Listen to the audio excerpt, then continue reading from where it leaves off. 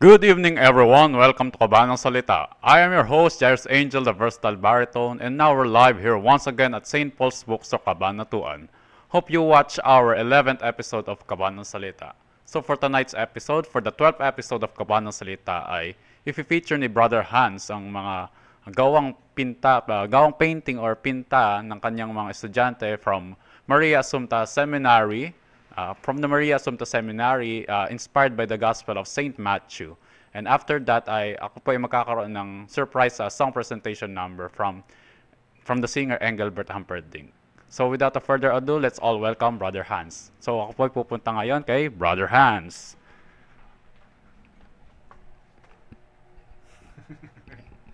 Good evening everyone. Welcome to Kabanang Salita. Andito na naman ako ngayon.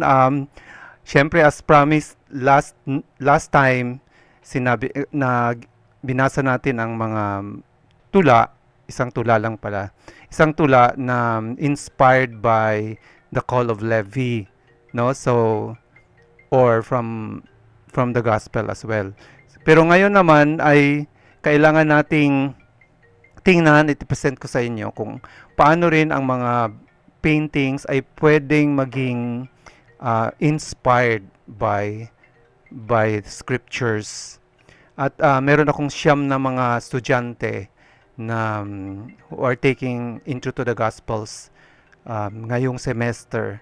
Tapos, nung kinuha namin yung Book of Matthew, I divided the Book of Matthew into 9 parts kasi 9 sila.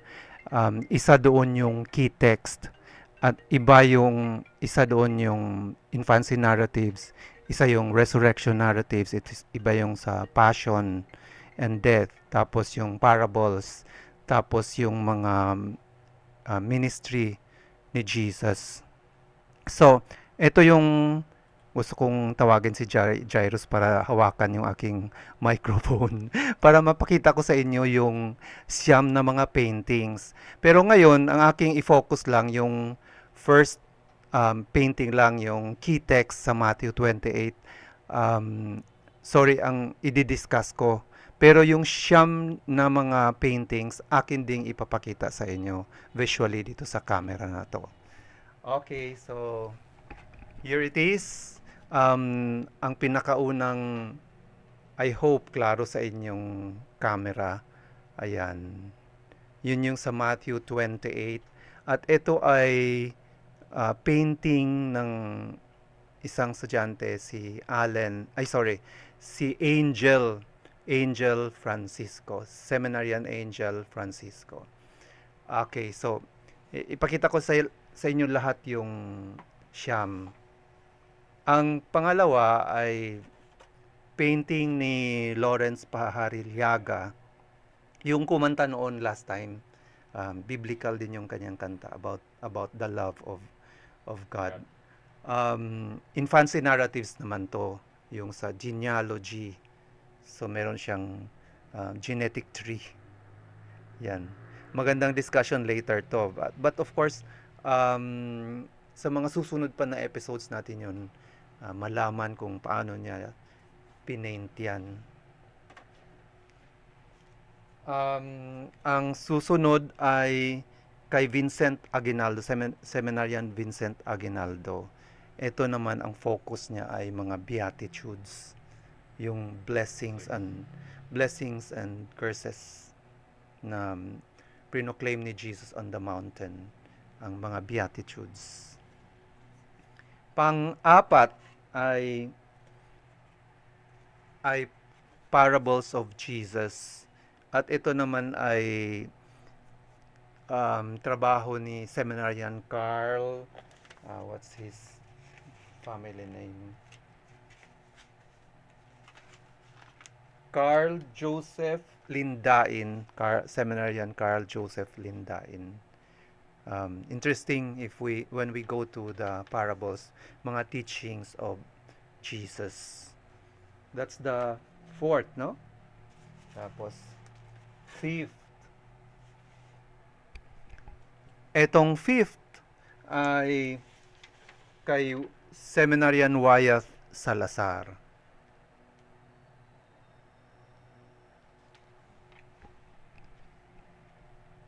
Ito naman ay sa chapter 18 of Matthew, church order discourses.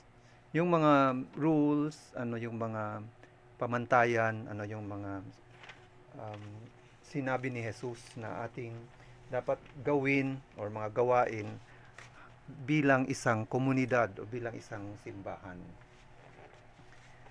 Ang pangilan na ito, Jairus? 1, 2, 3, 4, 5. Pang-anim.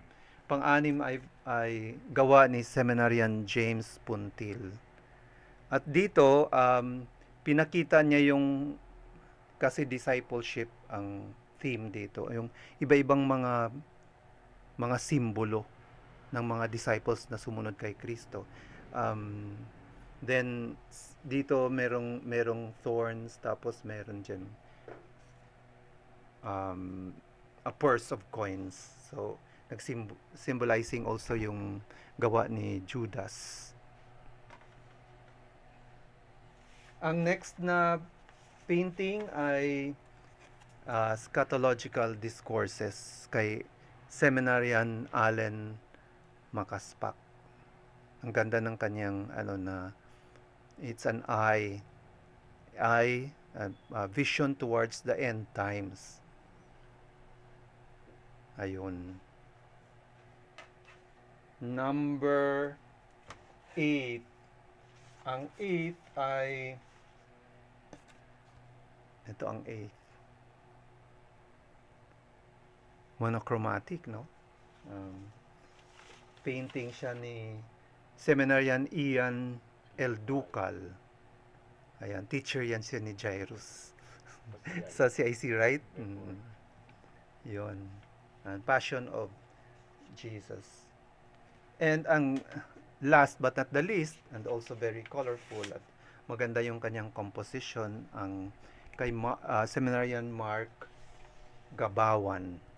Seminarian Mark Gabawan.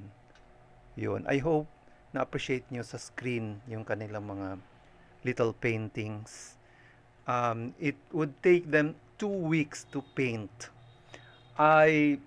Nung nagko-conceptualize pa lang sila, binigyan ko sila nitong canvas, empty canvas, at binigyan ko sila ng mga chapters to read. So isang motivation din yun na ang mga estudyante mo ay magbabasa about on Matthew. Tapos from there they chose verses, words or phrases that inspired them, and then composed a theme, and then translated this into the visual presentation. I wasn't there. I did not witness them personally na yung ginagawa talaga nila kasi home vacation sila, no? But because I gave them the materials at I'm sure sa tingin ko naman kasama sila doon sa conceptualization ng mga visual presentations na to. I think bahagi talaga sila, or even if they ask help for some coloring or composition, ano na rin yun, bahagi na rin yun sa visual experience. So I think ang una kong i-take up ngayon ay ang painting ni Seminarian Angel Francisco, etong Matthew 28. Gusto kong babasahin yung sinulat muna niya kung ano yung kanyang general how do you call this, general commentary niya or introduction niya sa kanyang painting. This artwork, kailangan ko ipakita yata ang artwork. Okay, ganyan na lang. Huwag niyo nang tingnan yung aking mukha. This artwork shows the end of the Gospel of Saint Matthew. As you can see below, there are 11 individuals showing the 11 disciples. Matthew 28:16, who were on the mountain.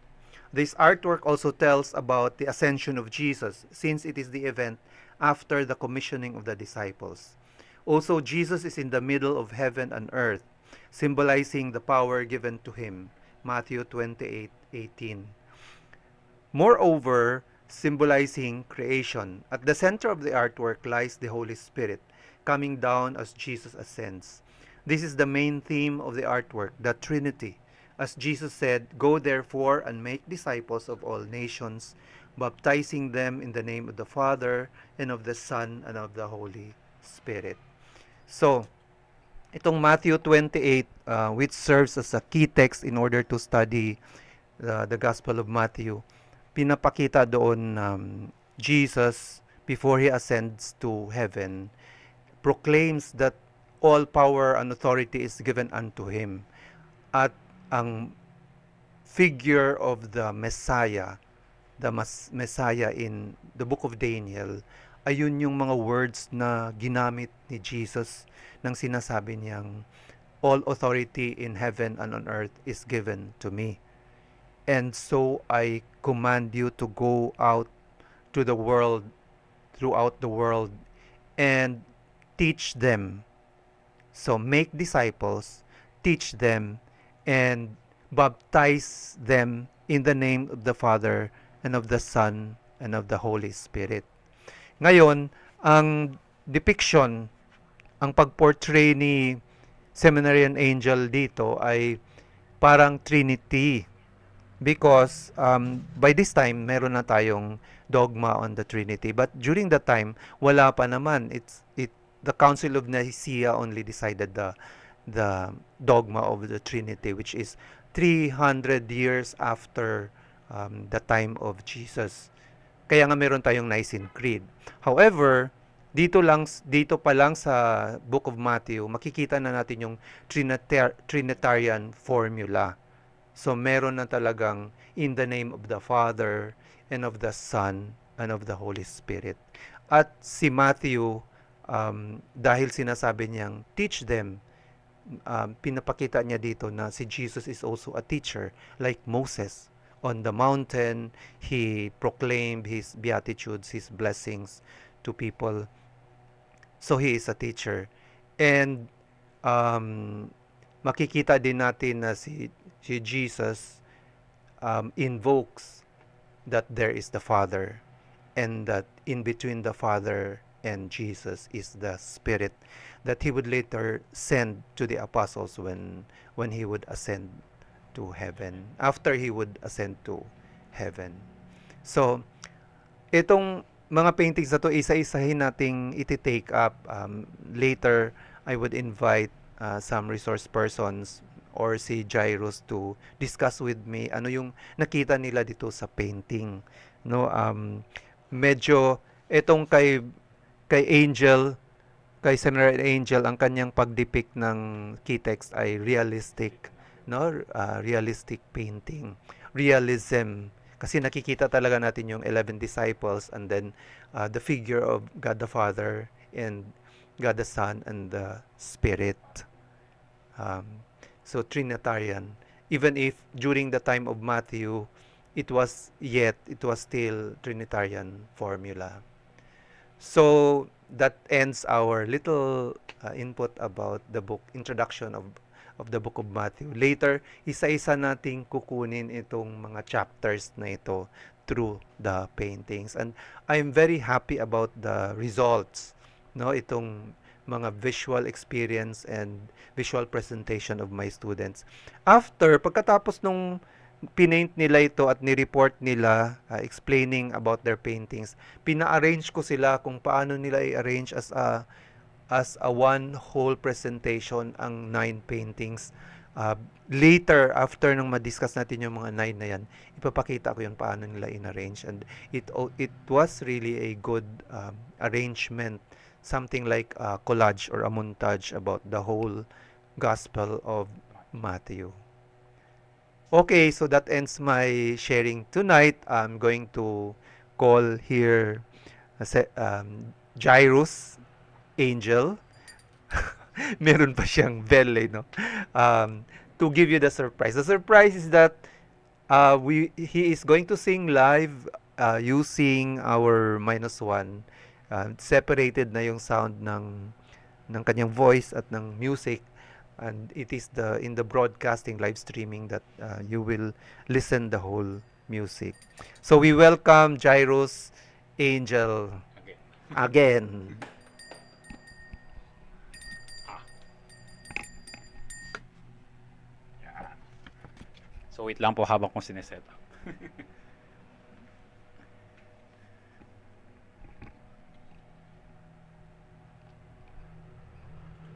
Okay, so good evening everyone once again. I am your host, Jairus Angel of Versatile Baritone, and sa mga nakakaraan kong song presentations ay pinresent ko ang The Man with the Golden Voice, Matt Monroe, and for this time ay ang singer naman na ipepresent ko ay si Engelbert Humperdinck. And for my song, this is entitled A Man Without Love. It is also featured on the Netflix series The Moon Knight. So let's all listen to this.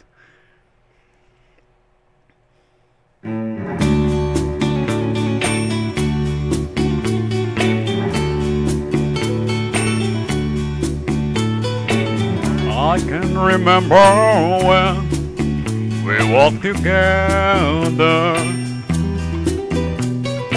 sharing a love I thought would last forever. Moonlight to show the way so we can follow. Waiting inside her eyes was my tomorrow. Then something changed her mind. Her kisses told me I had no loving arms to hold me. Every day I wake up, then I start to break up. Lonely as a man without love. Every day I start out, then I throw my heart out. Lonely as a man without love. Every day I wake up, then I start to break up, knowing that it's cloudy. Every day I start out, then I throw my heart out. Lonely as a man without love.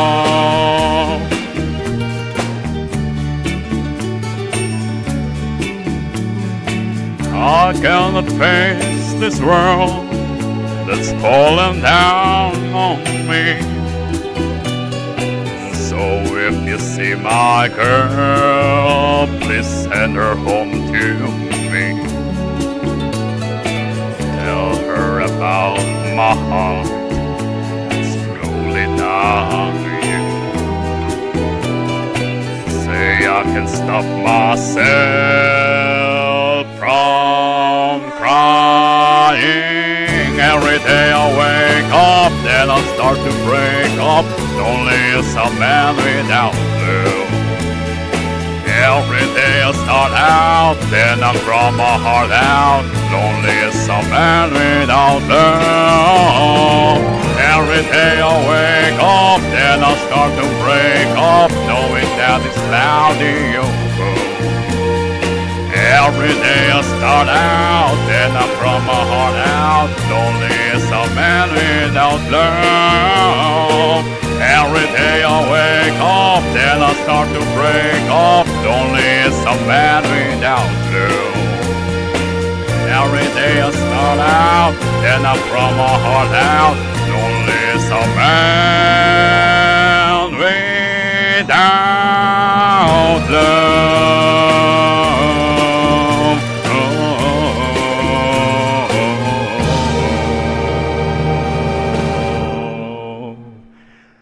Oh, thank you so much. Ah. And that concludes our program for tonight. And the Kabanang Salita would like to thank our following sponsors. And the first and foremost, St. Paul's Bookstore Cabana Tuan for the venue and event of this place. Second, JNL Sip and Spin Laundry House for the donation of water bottles. Third, the Biblos Reading Club, especially Hylin Kabilin for the donation of AV switcher and the 2 Sony cameras. And I personally would like to acknowledge Miss Ida Montesillo Manasan, for giving me this polo shirt from her program at the Hour of Trip.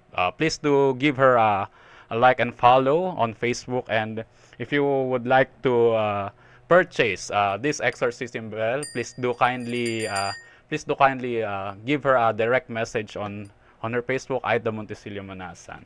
And to summarize, please do remember you can watch Kabanang Salita every Tuesdays at 7 p.m. here at St. Paul's Bookstore, Cabanatuan, through our official Facebook page and YouTube channel, Kabanang Salita. And thank you so much, everyone, for watching. Hope you like our this week's episode of Kabanang Salita. May God bless us all and all for the gospel.